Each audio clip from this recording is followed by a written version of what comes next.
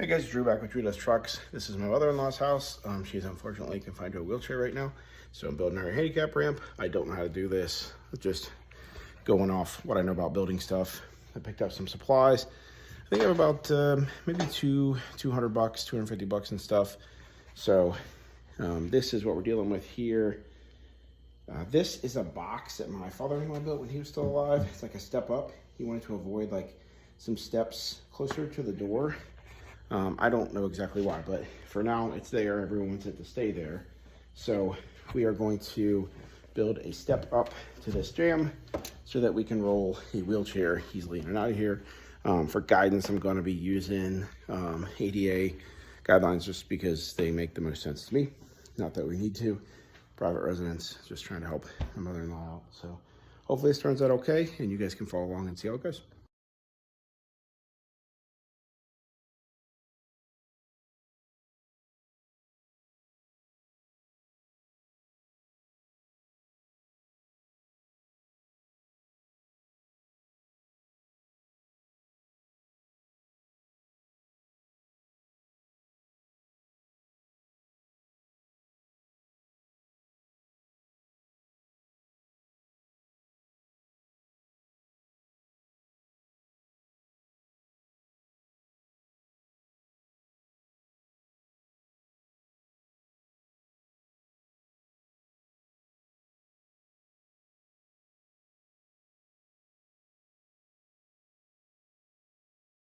All right, so I think it's turned out pretty good actually. This is 4 feet wide, which is wider than a regular handicap ramp, which I think is because if you're in a wheelchair, you won't be able to reach the handrails if you need them. But for my mother-in-law's case, she's not really moving herself in and out of here. So I wanted it nice and wide so that whoever's maneuvering her will have room to come up. And I did put this little step up here so that we'd have room to stop on this side of the door to open and close the door. But everything's triple braced, like really. I've driven cars up similar ramps that I've made for sheds and stuff, so I know this thing is bulletproof. And I have some handrails here that we haven't put on yet. You can see I was going to use these 1x3s for the railings. I'm not sure if they'll be strong enough. And then I got a roll of carpet, just that indoor outdoor carpet, kind of what's down on this floor. And they didn't have a quart jug, so I had to get a gallon. They didn't have the quart jug, so I had to get a gallon of carpet adhesive. And then I got my carpet trowel and stuff. So that'll be carpeted, at least the top will be carpeted just for traction when I'm done. And then it should have handrails on either side. I just got 6-foot rails.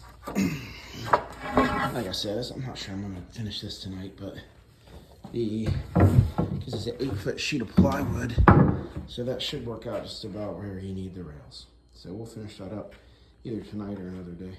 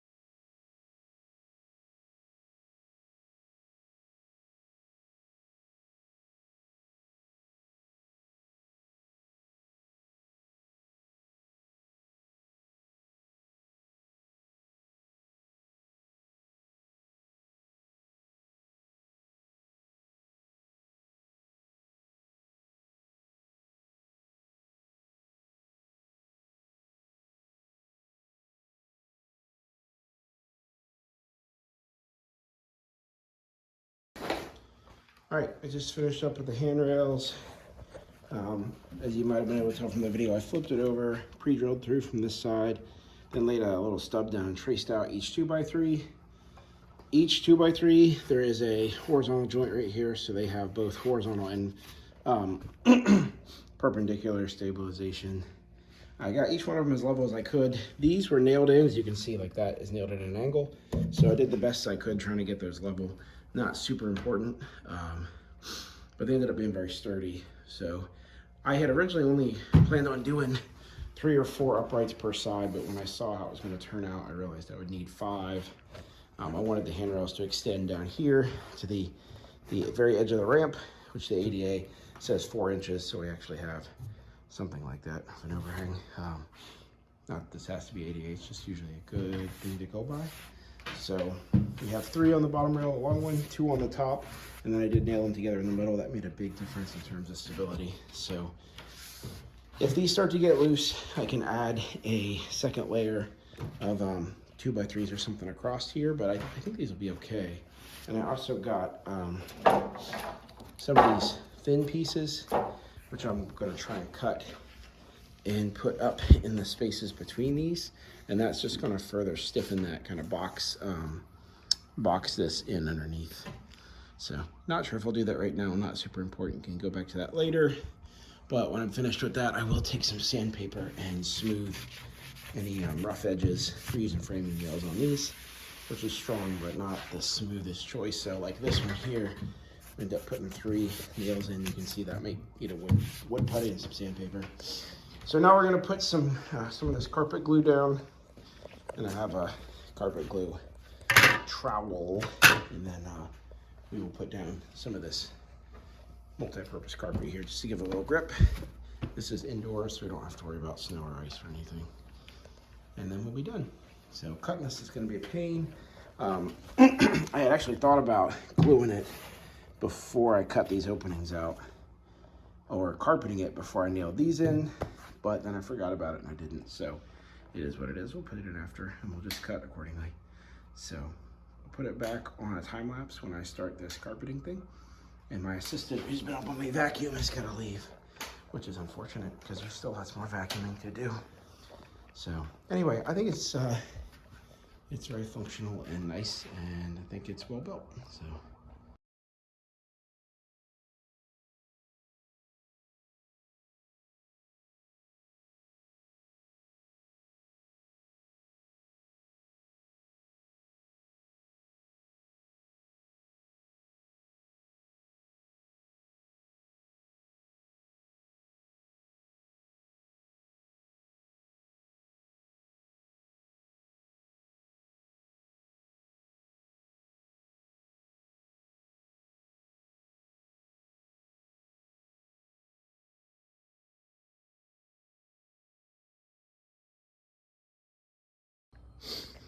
All right, here's the finished project. I had actually meant to lay that white sheet down before I did this. As you can see, a couple of spots of carpet glue on the floor, but not a huge deal here. Carpet's on, thought it went okay. Took me like a second it's been a while since I glued outdoor carpet. It just took a second for me to remember all the little kind of touches that make it easier. But once I got those down, it went pretty smooth. It doesn't have to be perfect. Like I said, you know, if this was an indoor application, I would maybe trim that where it's humped up a little bit. For out here, this is perfect. I used a little too much glue, but I had that whole gallon, so I just figured I'd rather use it. To be honest, a quart might have been shorting myself just a little bit. So I'm probably done for now. And man, these are really sturdy. Like you saw me, I don't know if you saw, I pushed the whole stairs back in place with those. So I had got these furring strips, which should, let's see, whoops, it's stuck on the strap. There's these little recesses down in these handrails. So they should slide right up in. I may go ahead and do that while I'm here, just because I'll regret it if I don't. All right, last video, I went ahead and added these furring strips to all of the middle pieces. You can see them in place right here. They kind of fill up that hollow void. So just so you can see what I'm talking about, like here, we added them, and then here I left them off. I didn't know whether to put any at the end or not. Like, I guess it makes it look unbalanced. Maybe I should just cut 2 pieces out here for the end. Sure, why not? All right, now I'm done. Somehow that just looks more finished. No one's ever gonna care about this but me. But anyway, we will come back someday, not today, with sandpaper and smooth these edges. And I'll probably bring just a little bit of wood putty and fill in any dents. Sand down these little rough transition there. Just only so much you can do when you're working with the quality of department store lumber. Anyway, I thought this turned out really well, and I don't know if it shows it. Like, these wobble a little this way, but they're very strong. You know, like, I'm a couple 100 pounds, I can lean against them. This is really nice. Like, nicer than I thought it would be. So, yeah, the only thing I would do differently, and I completely forgot about it while I was building it. I bought wood glue, which just makes everything stronger. I usually will put wood glue on anything I'm building like this, between those, the cross members on the plywood. And you'll hear it squeak just a little. Not a big deal. But if I had glued it all, it wouldn't do that.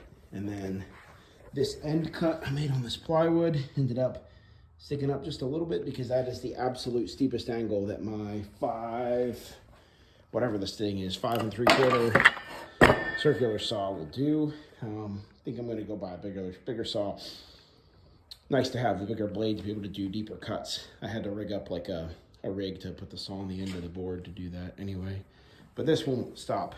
This wouldn't stop a wheelchair or anything. It's very, very flush with the ground. So anyway, I am proud of this. I think it is about as good as I know how to build. I think it looks nice. I wanted to paint the top. My wife stopped me and said that I was going too far with it. So here it is. And if watching this was enjoyable, or if you need a handicap ramp, then I hope you liked the video, and I hope it helps you out. So thanks everybody. Have a good day.